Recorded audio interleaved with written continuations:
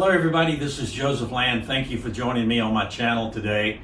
I'd like to spread encouragement to everybody across the globe, and I know people need encouragement with all the things we've been through in the past year, and so thank you for joining me today. If you would, please click subscribe at the bottom of this page and click on the notification bell so you know when I put out a new video that you can pass it on, share it with your friends and loved ones, and let's encourage people all over the world to be the best they can be.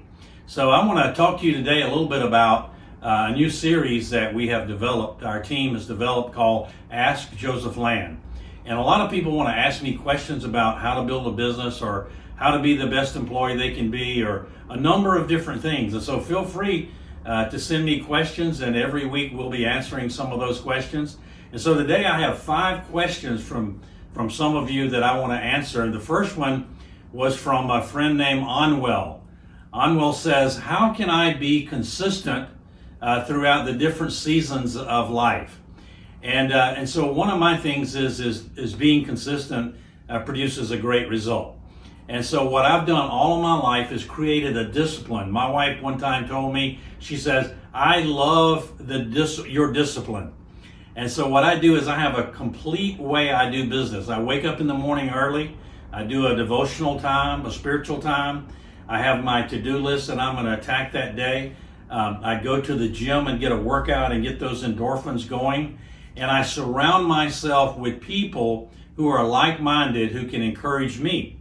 And so my mother told me one time that, you're the sum of who you associate with. And so you want to associate with the right people that are being consistent in their life so that you can have that same consistency. And so when you're consistent, you can bet on the result being very positive and very good. So just train yourself to have a discipline, create a discipline, and stay within that discipline every day and watch what happens. Watch what happens. It might be boring to other people, but to me, it's not boring. To me, it's successful. And so when you're creating that consistency every day, the result's going to be there for you, and you're going to be happy for doing it. So the second one was from Maddie. How do I go from good to great? What a great book that was. And so going from good to great is educating, I think, is working on yourself and educating yourself and training yourself. It's about the personal growth and development. And where I get a lot of wisdom is from the scriptures.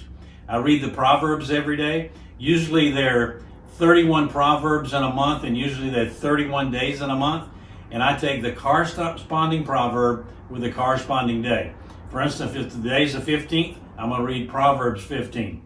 And so the other way that I do things and taking my game from good to great is surrounding myself with the right people. Again, putting the right people in the right positions on the bus, as the gentleman who wrote Good to Great said. I make sure that I have the right people surrounding me in different roles so that they can prosper and I can prosper. You want to surround yourself with positive, energetic people who have the same mindset and the same goals as you do, and that's how you go, in my view, from good to great. So thank you for that question, Maddie. Fifi said, now this is a good one. Fifi says, how do I deal with a relentless, micromanaging boss? Oh my goodness, that is a tough one. And so, God has placed you where you are, Fifi, for a reason, for you to be a light and be a blessing. And sometimes you get yourself in a position where you're growing from what you're having to endure. And one of my favorite scriptures is Colossians 3, 24 and 25. It says, work for God instead of man. And if you know that you're there and you're working in that capacity, then it makes it easier. The other thing that I would do is I would ask for the right timing. Ask God for the right timing where you could ask that boss a simple question. What could I do to get you to trust me more in my job? What could I do, sir, to get you to trust me more so that you don't have to worry about me doing a professional job for the company and doing the right thing? Because my heart is pure. I want to do the right thing. I love my job. I love being here at this company. And I just want to have a more relaxed environment. And how can somebody resist answering that? And well, I'm sorry, I didn't realize I was being so relentless and such a micromanager. And I want a great result for the company too. And so ask that question. When you ask a question, usually you're going to get a positive answer. How can I get you to trust me more? How can I get you to believe in me more in doing my job? Because my heart is pure. I want to do the right thing, and I want to be a great employee here. And here's the other thing, Fifi, I want to tell you. You work in such a way to make yourself so valuable to that company that they have to pay you, that they have to treat you right because of fear of losing you because you do such an excellent job. So thank you. That's a great question. Gerald Caleto asked this question. How can I deal with customer complaints in a way that I don't take it personally? And that's a great question because, a lot of people complain about deliveries and product and this and that. And so when you're working in a customer service operation, you just have to take a deep breath and you have to take the emotion out of it. Take the emotion out. And so you don't want to be emotional with the answer. It's not a personal thing. They're just calling about some service that they think they didn't get. And so here's what I always do. I just apologize. Well, I'm so sorry that you've had this experience, and I'm here to make that experience better for you. That's my job. And so please explain to me what your experience was so I can help fix that issue and so that you can come back and be a part of our company again. So never take it personally. You're doing your job. Take the emotion out. A lot of times when we take it emotionally, it's because we have taken offense. And so don't take offense and don't be emotional. Take the emotion right out of it and just be professional. When you do that, you'll see a whole difference, and you'll see a difference in the people who are calling you to make a complaint. James asked this question. He says, how can I become as successful and as confident as you are, Joseph? And so James, thank you for that. And I am confident. My confidence comes from my relationship with God, number one.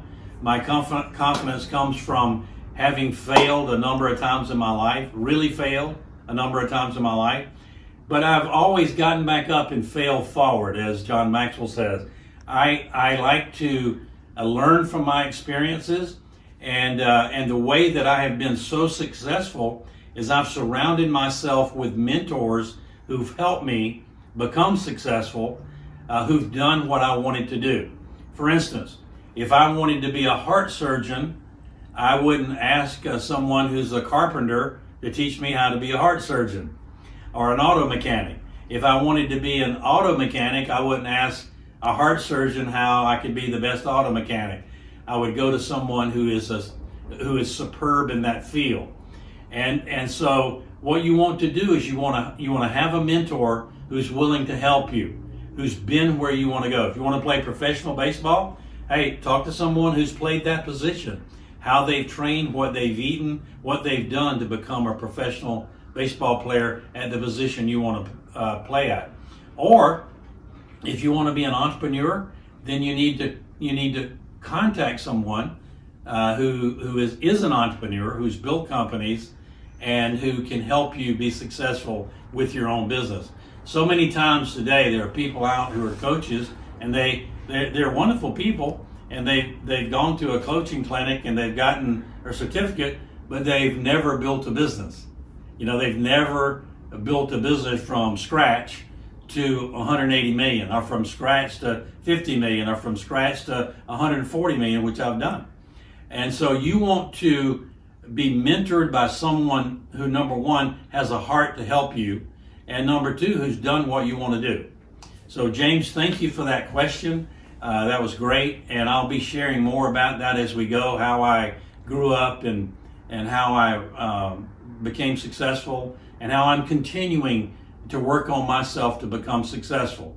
So next week I'll be answering some more questions, and if you will, if you're watching this for the first time, hit the subscribe button at the bottom of this page, and again the notification bell, and join me every time I post one of these videos so that you can hear what people are asking me, and you can hear some of the answers that I'm giving so that everybody can be encouraged and we can all have success together as we proceed through this Ask Joseph Land series. Thank you again for joining me today. God bless you guys, and we'll talk soon.